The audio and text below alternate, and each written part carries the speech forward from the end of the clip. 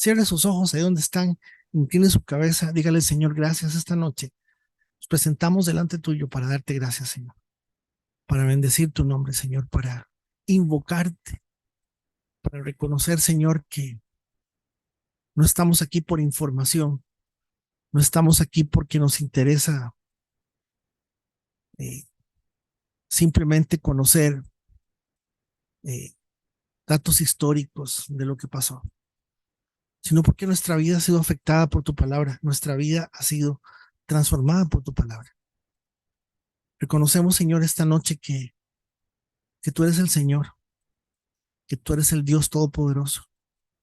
Te confesamos, Señor, como el Cristo, como el Mesías, como el Hijo de Dios, que esa es nuestra razón de ser. Y al entender, Dios, todo lo que hemos venido conversando a la luz de la experiencia del apóstol Pablo, nos damos cuenta de lo maravilloso de tu presencia, lo, lo, lo, lo fantástico, lo fabuloso de tu presencia, pero también, Señor, nos hemos dado cuenta de la disposición, del carácter, de, del compromiso de este hombre con condiciones, miles de condiciones inferiores a las nuestras, miles, miles, miles. No había agua potable, no habían zapatos, no habían medias, no había desodorante, tantas cosas, Señor, tantas cosas. Y este hombre caminaba 1000 kilómetros, 800 kilómetros para servirte. Y nosotros, hoy que tenemos esta opción, también tenemos que entender que, que es algo que tenemos que poner en una balanza. En el nombre de Jesús. Amén y amén. Ok, repito, el, el compromiso esta noche es mantenernos. Yo a veces desvío la mirada, pero la desvío porque la cámara la tengo aquí de frente, pero la pantalla donde los estoy viendo la tengo aquí. Entonces, por eso es que los veo por otro lado. No es que esté de Marisol, un ojo en el sol y otro en el mar, ¿verdad? Este, pero para que sepan que esa es que esa es la razón fundamental de esto. Bueno, ¿qué les digo? ¿Qué les digo? 19, 20, tal vez 21 años ya, 21 años. Entramos al año como el año 2021, hermanos, del momento de la llegada de Pablo a Jerusalén. Esta llegada, una gran cantidad de especialistas la quieren oigan, homologar con la experiencia de Jesús. Más que todo porque también a Jesús le metieron un manazo en la boca en medio en medio de su proceso. Y recuerden que una de las cosas interesantes que analizamos la semana pasada, hermanos, en este capítulo 22 que venimos trabajando verso a verso, una de las cosas interesantes es el hecho que Pablo apela a tener un digno o una digna eh, proceso. Es básicamente eso, un proceso digno. Aunque el asunto se vea tan feo, porque los romanos eran bárbaros, crueles, eh, sanguinarios, pero a su vez también esa forma de ver las cosas los hacía, eh, los hacía tomar en perspectiva el hecho de que por lo menos se respetaba la condición de la ciudadanía romana. Y entramos al capítulo 23, ya por el año 21, 20, por ahí, 19, más o menos. Recuerde que la referencia es, eh, eh, si estamos hablando de 30, 20, estamos hablando del año 50 y pico, ¿verdad? Lo que estamos hablando son 20 años después de la resurrección. Eh, ¿Qué edad tenía Pablo? ya estaba grande, tal vez porque ya de alguna forma se dice que Pablo no muere tan mayor. Alguna gente habla de Pablo de 90 años y no, no, no, no, no. No, hermanos, es muy complejo tratar de encontrar básicamente por por dónde, eh, por dónde ubicarlo en ese sentido, porque nada más es un dato. ¿Qué importa que tuviera 60 o que tuviera 50 o que tuviera 70? No importa. Pero sí, pues nos enseña y nos muestra que eh, cada cosa, cada cosa es una etapa, cada cosa es un proceso, cada momento se está dando algo en bueno, uno no sabe si lo que están es probando a Pablo o reafirmando, porque acuérdense que todo esto que está sucediendo nos reafirma a nosotros, busca reafirmarnos a nosotros. Y esa reafirmación, para decirlo fácil, esa reafirmación Olga decía hace algún tiempo que qué obediencia la de este hombre. Sí, claro, y uno inmediatamente dice, es que uno es tan jupón, tan poco obediente. Claro, o sea, ahí está, ya eso es un factor importantísimo. Pero lo que de alguna manera está sucediendo es, se está consolidando la etapa de la iglesia de los gentiles, si lo queremos ver desde la tradición de las dispensaciones, la iglesia inicia a partir del Pentecostés, pero si lo vemos desde la perspectiva de los pactos, estamos viendo que el pacto de gracia se refleja, el pacto de gracia se refleja con esta nueva etapa en donde vámonos a Romanos 9, Pablo dice, son una sola nación. Israel representa el modelo de lo que vendría a ser un pueblo de sacerdotes y esa definición se cumple en Cristo. Cristo lo completa completamente. Él dijo, yo soy la vid verdadera, haciendo alusión a al hecho de que a Israel se le conoce como la vid.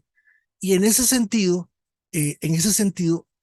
amigos y amigas, es que tenemos que poner las cosas en esa perspectiva y pues desde el enfoque de pacto, ¿verdad? El enfoque federal que lo hemos analizado ya varias veces, en donde la cabeza federal de el del pacto de obras es Adán, pero la cabeza federal del pacto de gracias es Cristo y que si lo vemos así, la iglesia no comienza en Pentecostés, sino que reinicia, retoma una nueva construcción junto con con todo el pueblo judío que se esté convirtiendo.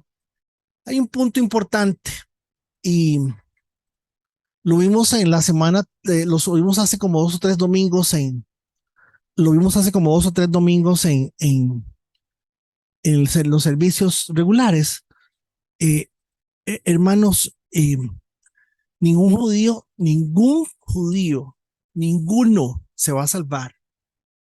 No pueden salvarse si no es a través de Cristo. No hay forma. La única forma, recordemos, dice Pablo, habrá un remanente. Ese remanente permitirá la salvación de la totalidad de Israel. Esa totalidad de Israel puede referirse a 15 personas, no, no a 9 millones como es ahora. De hecho, les dije, Tel Aviv es la capital, la segunda o tercera capital mundial del movimiento LGTB más. Tel Aviv es, o sea, los judíos,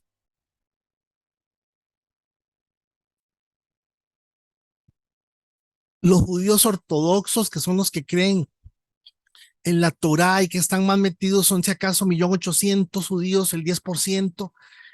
Son los ortodoxos, los ultraortodoxos, los tenemos en esa clasificación.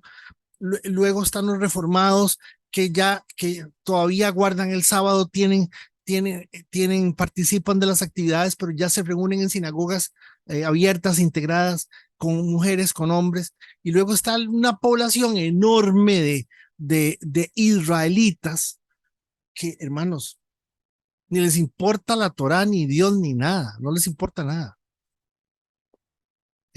Muy alto el porcentaje. Realmente triste también oír eso. Entonces, cuando Pablo dice que se va a salvar un remanente, cuando Pablo dice que se va a salvar un grupo, un, una, y entonces todo Israel será salvo, puede que se refieran a 10 personas. Y si esas 10 personas son los israelitas o los judíos que de alguna forma tienen claramente esa convicción, perdónenme, tan pretencioso es hablar de 8 millones o 9 millones como de 20 personas. Pero el rango no es importante que representen qué, a ver, qué, la casa de David, la casa de Leví, la casa de Natán y la casa de Shimei. Recordemos esto, ¿verdad? Cada una de las casas representa exactamente el pueblo. ¿Por qué? Porque en el Deuteronomio, cuando se hace el pacto, Moisés dijo, estamos ante todos ustedes y sus generaciones adelante. Entonces, hermanos y hermanas, es importantísimo analizar eso desde esa perspectiva. Y aquí vemos otra vez a Pablo, dice, mirando fijamente al Concilio Supremo, mirando fijamente al Concilio Supremo, les dijo, hermanos, he vivido ante Dios con la conciencia limpia. Y la primera expresión de Pablo es, les voy a decir la palabra porque ustedes saben que yo soy medio polémico, pero se las voy a decir que esto es arrogancia. O sea, lo que él está haciendo es arrogante, pero a su vez, esta arrogancia de Pablo es una arrogancia completamente y absolutamente legítima. Y es un tipo de arrogancia donde Pablo está convencido que lo que él ha creído, lo que él ha hecho, de la forma en que lo ha hecho, es lo correcto. ¿Y por qué les digo esto? ¿Por qué les digo esto? Porque para los judíos, de hecho, esa es una expresión que la encontramos en el libro de Levítico, en el libro de Deuteronomio, donde se menciona que vivir ante Dios es una conciencia limpia. Esa condición de conciencia limpia, veamos un toque, vean un toquecito nada más. Vean esto, un toquecito nada más.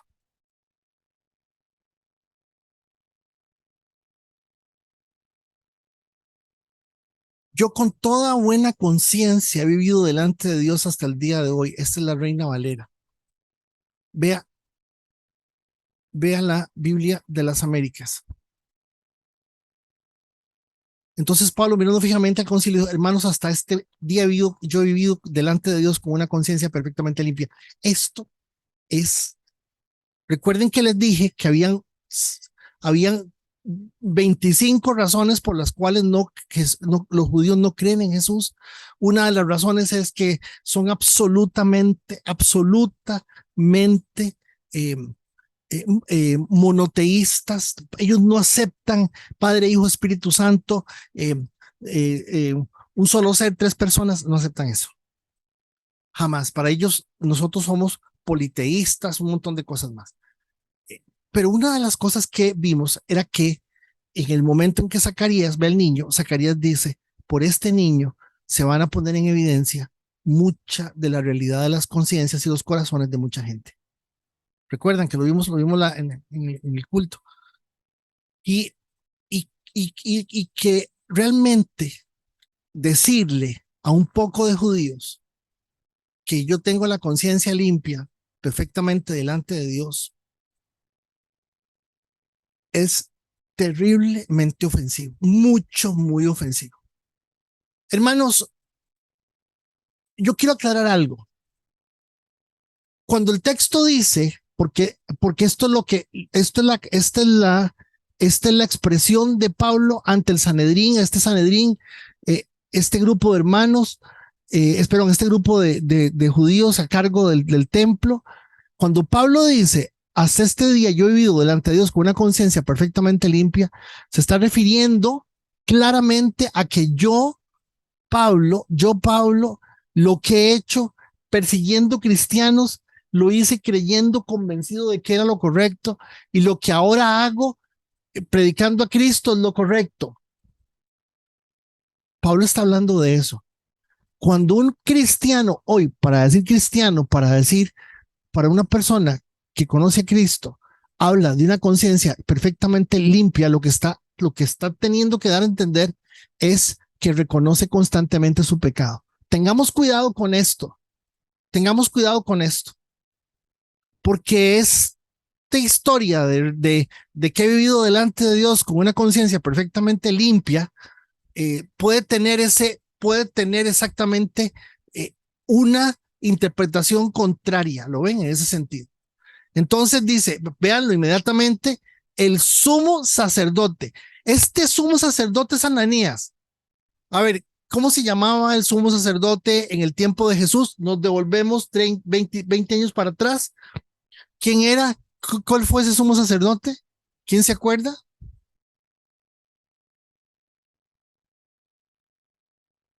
Caifás, Caifás, don Caifás.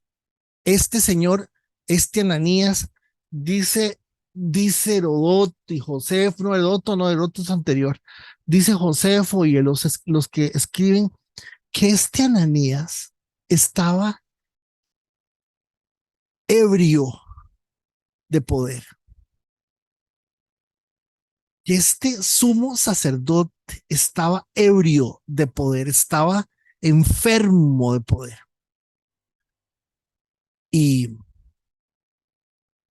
refleja casualmente muchas de las cosas que tristemente eh, el sumo sacerdote Ananías ordenó a los que estaban junto a él que lo golpearan en la boca. La expresión del golpe en la boca, dijimos, era una expresión en donde esencialmente lo que está manifestando es una herejía.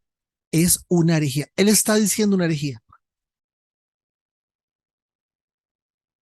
¿Por qué? El golpe en la boca, según la palabra, refiere al hecho de que como él no está guardando la ley, acordémonos que cuando Pablo regresa a Jerusalén, hermanos, cuando regresa a Jerusalén, el momento en que él entra parece que es a la casa de Santiago, no se sabe dónde es. Santiago le dice, mira, es que los judíos andan diciendo que vos no guardás la ley. Los judíos andan diciendo que vos andas hablando mal de Moisés, andas hablando mal del templo, andas hablando mal de nuestras tradiciones. Pero entonces hagamos una cosa, váyase para el templo, pague los votos de estos 4 personas, etcétera. Ya hemos leído esto, lo hemos hablado varias veces para tratar de entender a qué se refería el voto nazareno. Vimos que la palabra nazareno significa separado, apartado por un tiempo, ese tipo de cosas. Pero noten, por favor, noten que este manazo en la cara de este señor Ananías, lo que dice es una herejía.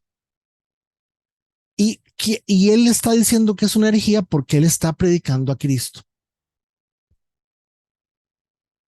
Y el sumo sacerdote Ananías ordenó a los que estaban junto a él que lo golpearan en la boca. Ok. Noten que lo que habló Pablo, hermanos, hasta este día yo he vivido delante de Dios con una conciencia perfectamente limpia. Nada más. Nótenlo. Regáleme un toque para un segundo para hacerle así. Entonces Pablo le dijo, Dios lo golpeará a usted pared blanqueada, hipócrita. Le está diciendo usted por fuera es pura religión y por dentro está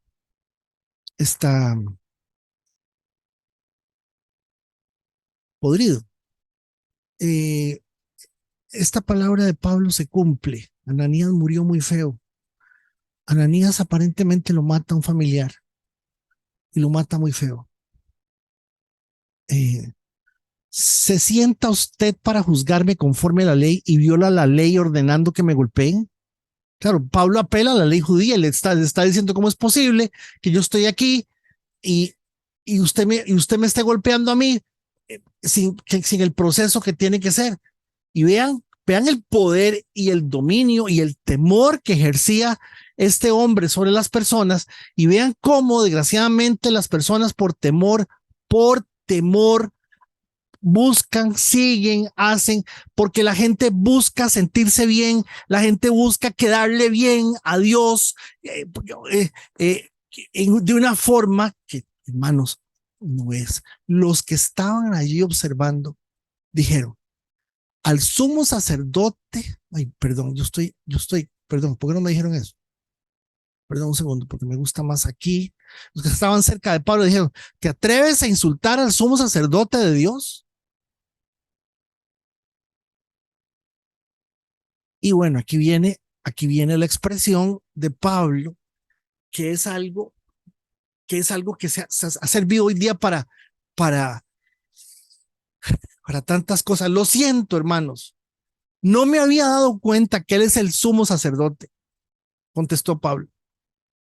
Porque las escrituras dicen, no hablarán mal de ninguno de tus gobernantes. Vean qué fuerte lo que está diciendo, lo que está diciendo Pablo.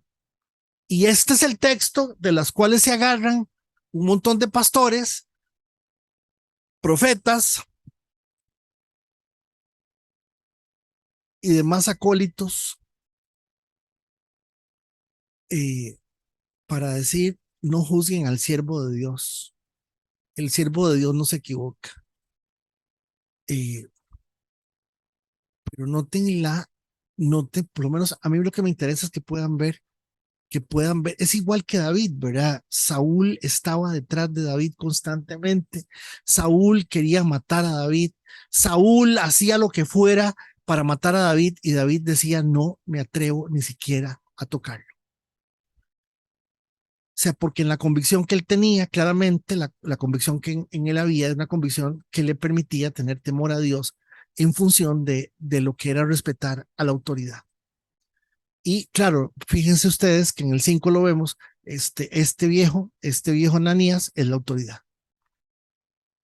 Eh, nos parezca o no, es la autoridad. Cuando la Biblia dice que toda autoridad es puesta por Dios, cuidado con ese texto. Ese texto está diciendo que la autoridad que está puesta por Dios es el cargo. ¿Me están escuchando? Es el cargo, hermanos. O sea, el orden del cargo es la autoridad puesta por Dios. Para que ustedes me entiendan. ¿Cuál es la autoridad máxima de nuestro país? El presidente. ¿Qué es lo que pone Dios? Esa autoridad. Dios permite que en la organización del ser humano se integre, se estructure con una figura de un presidente. Por eso es que puede gobernar cualquier cosa. Porque lo que Dios puso es la autoridad. Lo que Dios puso fue los magistrados, dice la palabra. Porque los magistrados y los jueces y están puestos para que la gente viva. O sea, hay que tener claro eso porque la gente, me contó un amigo que estaba en Venezuela trabajando con pastores, que los pastores a algunos le rinden pleitesía, para no decir adoración a Maduro. Y le dicen que él es la autoridad puesta por Dios. No, lo que es puesto por Dios es el presidente, la figura del presidente. Voy a ilustrárselo de otra manera. Esto no es así, pero me lo van a entender. A partir del año 2024, en todos los países del mundo, habrá una figura que se llama triunvirato, que se compone del presidente, ¿verdad? De la República, el segundo que ganó las elecciones, ¿verdad? Y el expresidente anterior. Hijo de puña, que enredo. Sí, entonces por encima del presidente de la República están los otros, los tres juntos. Quienes sean, hermanos, no digan, no piensen que yo estoy diciendo que es que así es y que yo hay un triunvirato, porque la figura de triunvirato sí existe. Lo que les quiero decir es que lo que Dios permite es que se den esos puestos. Cuando llega la persona al puesto, es el asunto. Por eso es que tenemos presidentes de todo tipo. Recuerden lo que hizo Luis Guillermo Solís el primer día de trabajo cuando llegó a la casa presidencial. ¿Quién se acuerda? Lo que hizo fue llegar e izar la bandera del movimiento LGTB como la gran gracia. O sea, como que si él gobernara para los LGTB. Y uno dice, qué impresionante, ¿verdad? Entonces, aquí viene algo, estamos en el 5, Pablo le mete en el manazo, Pablo le dice al viejillo ese que es un viejo hipócrita, que es un sepulcro blanqueado, que es una pared blanqueada, y inmediatamente lo reconvienen, le dicen, vea, usted le está hablando feo al sumo sacerdote. El problema no era ese, el problema es que ese sumo sacerdote era para ellos Dios. Ahora, acuérdense que si estamos en el año de la era 52 o 53, estamos a 15 años o 18 años que cesen los sacrificios en el templo. Recuerden que estamos a pocos años de que se terminen los sacrificios, que ya no haya más sacrificios en el templo de Jerusalén. De hecho, ni siquiera va a haber templo.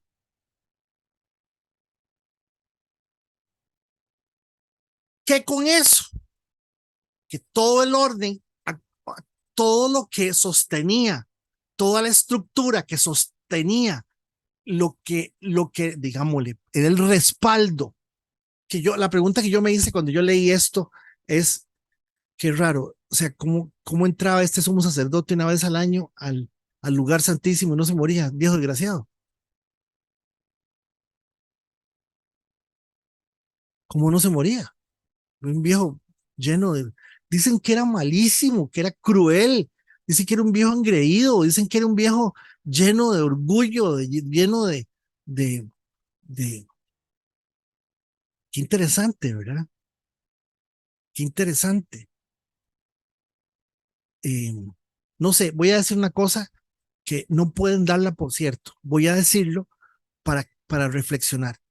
Una de las cosas que podríamos entender era que de alguna manera, a pesar de que el velo del templo se haya rasgado, que se haya derramado la sangre de Cristo y todo lo demás, esta gente seguía con todo el patrón de sacrificios y todo el asunto, que a lo mejor tenía algún tipo de efecto, porque yo la pregunta que me hice es que cómo es posible que este fuera el sumo sacerdote si era una persona complicada, una persona que no era para el puesto. Pero viene Pablo y se dio cuenta que estaba a punto de que le cortaran la cabeza. O yo no sé. A ver, ¿qué hemos venido hablando del Espíritu Santo? Hemos dicho que la compañía del Espíritu Santo con el apóstol, con el siervo de Dios, ha sido no solamente eh, muy relativizada por las diferentes cosas que vivió, que experimentó, sino que ha sido eh, sumamente relativizada con relación al hecho de que se le ha dicho, bueno, no, es que el Espíritu Santo estaba con él, todo le salía súper bien, todo lo que hacía era buenísimo, donde quiera que iba le iba súper bien, todo estaba, no es cierto, no es cierto. Y, y yo quisiera que veamos, aquí estamos ante otra de esas cosas interesantes. ¿Quién está escribiendo? El escritor de Hechos es Lucas. Eh, un momento, por favor. El escritor de Hechos es Lucas. Lucas está escribiendo y hay este versículo 6 eh,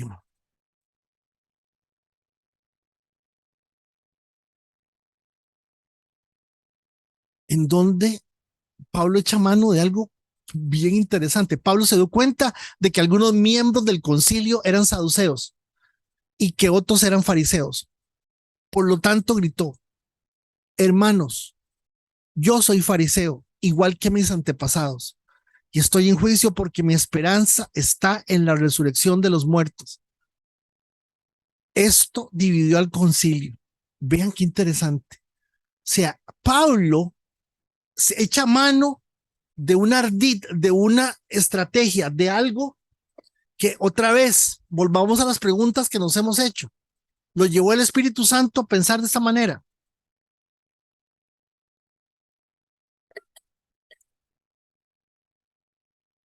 Dijo el pastor de la iglesia, vuélvame a ver. O en algunos casos, ¿verdad? Como que hay que usar la cabeza. ¿Lo están viendo? En algunos casos hay que usar la cabeza, hermanos. Y yo creo que aquí es algo donde Pablo simplemente está buscando de no se le vayan todos encima.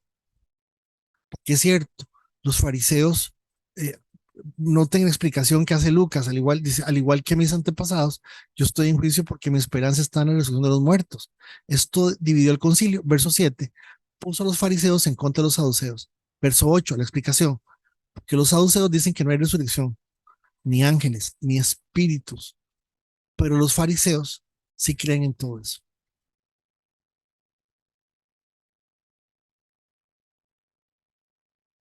Entonces, los fariseos eran como los guardianes así no es, pero me sirve para que ustedes me entiendan. Los fariseos eran como los guardianes de la palabra, del texto, y los saduceos tenían mucha responsabilidad en el templo. De hecho, se cree que mucha de la gente que servía en el templo era saducea. Entonces, noten que dice, verso 9, así que hubo un gran alboroto. Algunos de los maestros de la ley religiosa, que eran fariseos, se levantaron de un salto y comenzaron a discutir enérgicamente. Nosotros no encontramos nada malo en él, gritaban. Tal vez algún espíritu o ángel le habló. Y claro, esto fue peor. Ya cuando se levanta un fariseo y dice, de ahí, no, este hombre no ha hecho nada. Y a lo mejor un espíritu o un ángel le habló, atizó el fuego de una manera, hermanos, de una manera que el asunto pues lo puso peor de caliente. Como el conflicto, lo ven, como el conflicto se tornó más violento, pero ya no con Pablo. Ya no con Pablo. ¿Por qué? ¿Ustedes saben por qué? Porque a ellos no les interesa Dios, la gente religiosa no le interesa Dios. A la gente religiosa, a la gente que le gusta cumplir, a la gente religiosa lo que les interesa es quedar bien, demostrar sus posiciones. Véanlo. Como el conflicto se tornó violento y Pablo sentado en una piedra, Pablo sentado en una banca viendo el alboroto. No, no es cierto, o sea, es un invento mío. Pero hermanos, véanlo, o sea, con solamente torearles y tocarle los botones correctos, lo que sucedió es que se activa esencialmente lo que está en cada persona y la causa de cada persona y lo que cada persona defiende. Esencialmente, si la doctrina saducea era como era, también esperaban al Mesías. Y si esencialmente la doctrina, eh, la doctrina eh, farisea era como era, también esperaban al Mesías, pero aquí no hay ninguna discusión de nada del Mesías. Noten que simplemente volvieron a retomar un asunto que hace que la gente religiosa se vea conflictiva. Lo vimos la semana pasada, estábamos hablando de que lamentablemente, ¿qué dijimos del arbolito de Navidad? Que el arbolito, lo lindo del árbol de Navidad es que nos lleva a reflexionar a nosotros sobre el hecho de que el árbol está adornado con pelotas y bombas y luces. El árbol está muerto, hermanos. Somos puro adorno en ese sentido. Entonces, fíjense que en el verso 10, inmediatamente, aquí yo sí creo que definitivamente lo que hay es intervención de Dios. Dos veces en medio de estos conflictos interviene Dios con los romanos. Como el conflicto se tornó más violento, el comandante tenía temor de que descuartizaran a Pablo, de modo que les ordenó a sus soldados que fueran a rescatarlo por la fuerza y regresaran a la fortaleza. Pero noten que si el comandante estaba ahí, ¿se acuerdan ustedes por qué el comandante estaba ahí? Porque el comandante lo llevó al Sanedrín, al grupo de gente. El comandante lo llevó porque el comandante necesitaba saber por qué razón estaban condenando a un ciudadano romano. Realmente lo está esperando para que le dijera, él hizo esto y esto y esto, y por eso nosotros, en ese momento, el comandante hubiese tomado a Pablo, se lo lleva y dice, no, un momento, esto es jurisdicción de Roma, esto no es jurisdicción de ustedes. Y ahí está el comandante. Esa es la razón por la cual los soldados romanos están ahí. Y donde vieron el zaperoco que se armó, la locura que se armó, dice, como el conflicto es todo lo más violento, el comandante tenía temor que descuartizaran a Pablo. ¿Qué clase de locura? De modo que les ordenó a los soldados que fueran a rescatarlo por la fuerza y lo regresaran a la fortaleza Antonia. Esa noche, pongan atención a este mensaje. El Señor se le apareció a Pablo. Ten ánimo, Pablo, así como ha sido mi testigo aquí en Jerusalén. Testigo. ¿Cuántas veces se había hablado Pablo con esta? Si no es la tercera, es la cuarta, ¿cierto? ¿Saben de qué está hablando el Señor? Recuerden cómo Pablo llegó a las gradas de la fortaleza Antonia. Pablo llega apaleado, garroteado, y cuando estaban a punto de matarlo, los soldados lo recuperan, lo recogen, van subiendo las gradas y le dice a Chucho el soldado, le dice, don Chucho, perdone, usted usted habla griego, le dice, sí señor, yo soy de Tarso, yo soy de la ciudad de Tarso. Ah, mira, ¿en qué le puedo servir? Usted me deja dirigirme a la gente.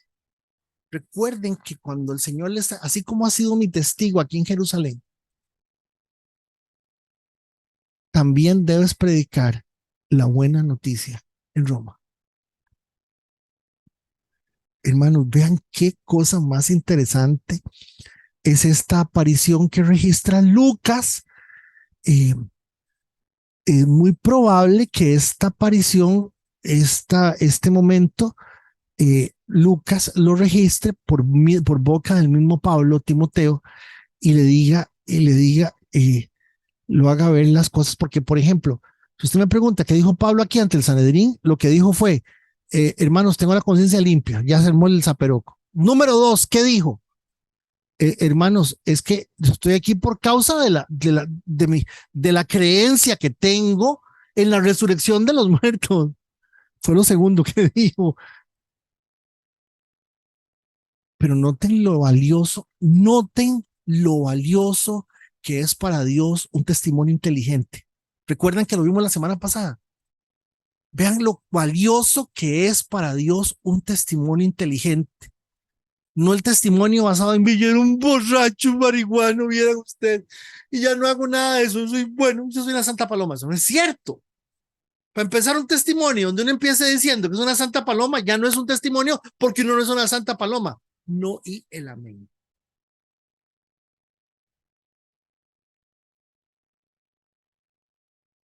No es cierto. Realmente el Señor le está diciendo, así como ha sido mi testigo aquí en Jerusalén, también debes predicar la buena noticia en Roma. Perdón, ¿qué había hecho? Llegó, llegó donde Santiago a contarle todo lo que había pasado y Santiago le dijo, ajá, uy, ajá, ajá, uy, y fue, uy, qué chiva, en serio, qué carga. ¿Y con qué le salió Santiago, hermanos? ¿Con qué le salió Santiago? Él salió con la, recuerden lo que les conté el domingo pasado, les conté que Martín Lutero, recuerden que Martín Lutero, este, a Martín Lutero no le gusta Santiago. Para Martín Lutero, Santiago lo metieron en el canon del Nuevo Testamento porque era hermanillo del patrón.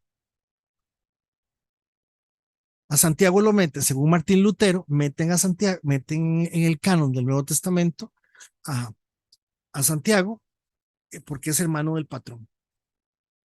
San, Lutero cuestiona mucho cuando Santiago dice que la fe sin obras, que enséñame tu fe, enséñame tus obras, te mostraré tu fe, la fe sin obras está muerta.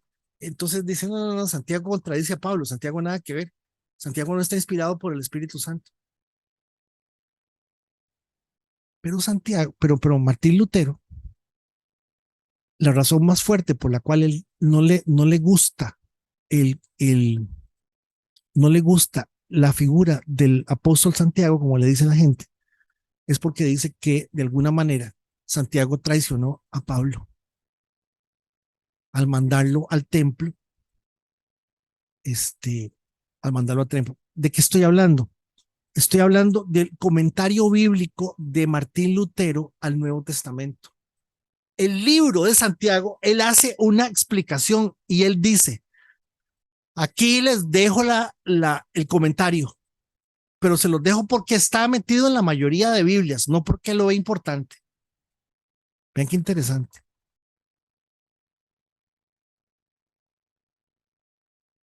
El Señor se le aparece y lo que le dice es,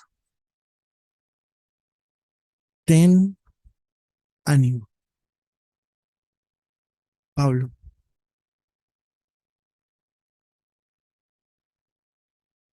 Estaba desanimado, estaba triste, no se sabe, pero sí es evidente que lo que le está marcando es el hecho de que si usted divide esto que acabamos de ver, se divide como en tres partes, la parte ante el pueblo, la parte ante los judíos, y ahora dice a la mañana siguiente, noten, verso 12, a la mañana siguiente un grupo de judíos se reunió y se comprometió mediante un juramento de no comer ni beber hasta matar a Pablo. Esto que está aquí, vea, esto que voy a señalar, esto que está aquí, es un juramento en el templo ante el sumo sacerdote. Vean la clase de estupidez y la clase de bronca. O sea, ya les cuento algo. Dice, a no comer ni beber hasta matar a Pablo. Eran más de 40 los cómplices en la conspiración. 40 hombres. Fueron a los sacerdotes principales y a los ancianos y les dijeron, nos hemos comprometido mediante un juramento a no comer nada hasta que hayamos matado a Pablo. Así que ustedes y el Concilio Supremo deberían pedirle al comandante que lleve otra vez a Pablo ante el concilio. Aparenten que quieren examinar su caso más a fondo. Nosotros lo mataremos en el camino. Y vean qué interesante esto. Es la única referencia que hay de un familiar de Pablo. Pero lo más interesante de esta referencia al familiar de Pablo es que extrabíblicamente se cree que la familia de Jerusalén de Pablo lo tenía como traidor. Lo tenía como traidor. Pero el sobrino de Pablo, el hijo de su hermana, se enteró del plan y fue a la fortaleza y se lo contó a Pablo.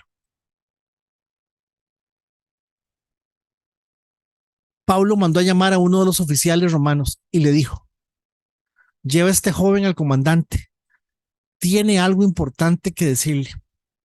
Entonces el oficial lo hizo y explicó. El prisionero Pablo me llamó y me pidió que le trajera a este joven porque tiene algo que decirle. El comandante lo tomó de la mano, lo llevó a un lado y le preguntó, ¿qué es lo que quieres decirme? El sobrino de Pablo le dijo, unos judíos van a pedirle a usted que lleve mañana a Pablo ante el Concilio Supremo, fingiendo que quieren obtener más información. Pero no lo haga. Hay más de 40 hombres escondidos por todo el camino, listos para atender una emboscada. Ellos han jurado no comer ni beber nada hasta que lo hayan matado. Ya están listos, solo esperan su consentimiento. Díganme si esto no es demasiado interesante? Están bien, o sea, una pregunta, ¿podía Dios sacar a Pablo de la cárcel de forma sobrenatural? Sí. ¿Podía Dios llevarse a Pablo físicamente y sacarlo de un lugar para otro? Sí. Pero noten esto, que es fascinante. Y lo fascinante que es, hermanos y hermanas, compañeros y compañeras de esta vida,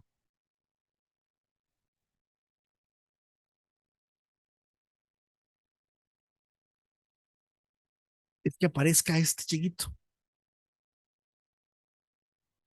y que el asunto se haga como se está haciendo y se muevan las cosas como se están moviendo.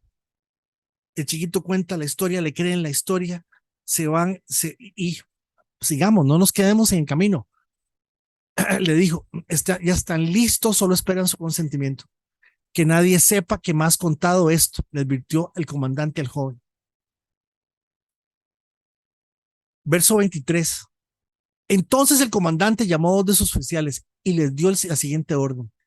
Preparen a 200 soldados para que vayan a Cesarea esta noche a las 9. Lleven también 200 lanceros y 70 hombres a caballo. 470 soldados. 470 soldados.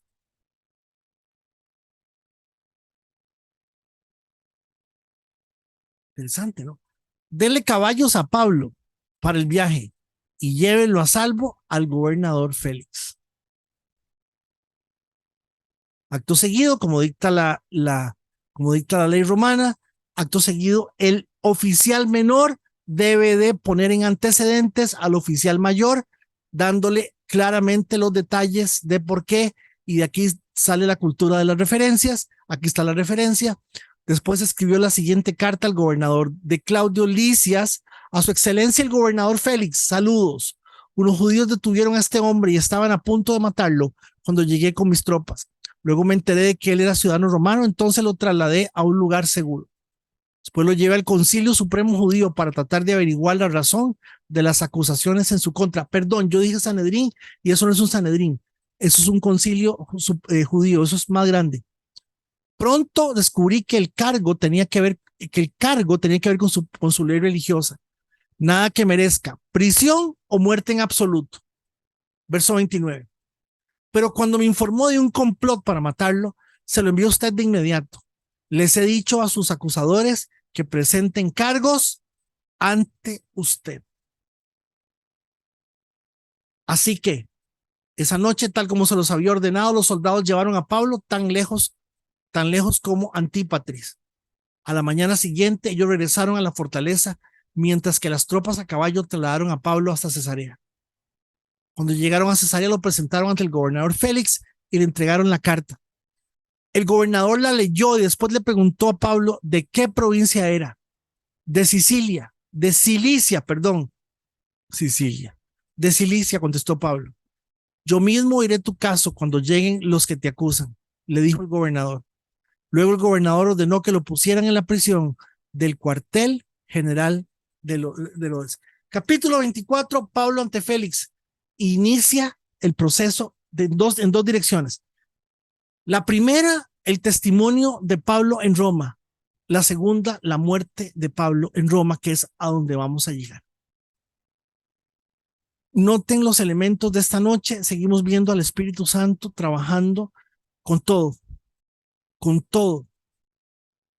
Lo más importante, hermanos y hermanas, que estamos tratando de organizar en todo esto es ver en la narración de Lucas los detalles que ya a partir del verso del capítulo 21, Lucas empieza a darnos con relación a eh, proceso hacia Roma.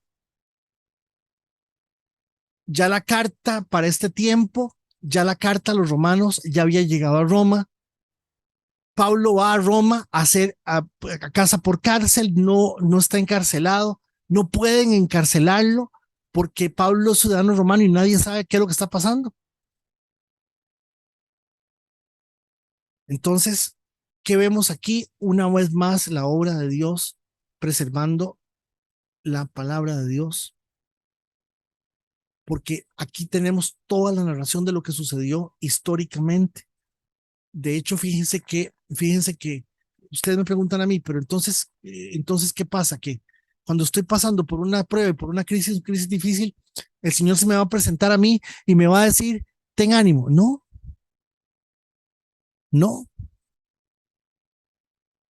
no. Ese ha sido el problema del libro de los Hechos, que usted escucha un montón de gente, escucha un montón de gente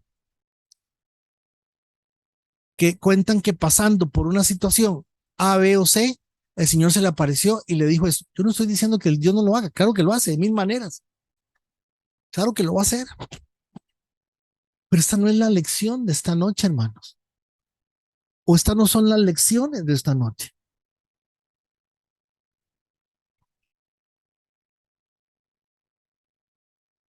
Y yo quisiera que pudiéramos seguir viendo, eh, eh, lo que me fascinó a mí fue, así como ha sido mi testigo en Jerusalén, testigo, un testimonio inteligente,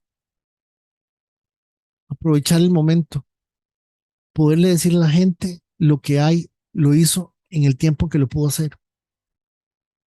Después, no ha habido otra cosa que Pablo había hecho en Jerusalén en este momento.